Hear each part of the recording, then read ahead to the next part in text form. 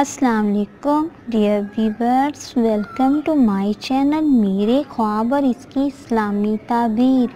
آج ایک نئی ویڈیو لے کر حاضر ہوئی ہوں جس میں آپ کو بتایا جائے گا کہ خواب میں اپنے کان سے گندگی یا پیپ صاف کرنا کیسا ہے۔ ڈیئر ویورز، اگر کسی نے خواب میں اپنے کان سے پیپ یا گندگی صاف کی ہے تو اس کا مطلب ہے کہ وہ خوش کرنے والی خبر آئے گی، اور کان سے گندگی یا پیپ صاف کرنا نیک ہونے کی علامت ہے۔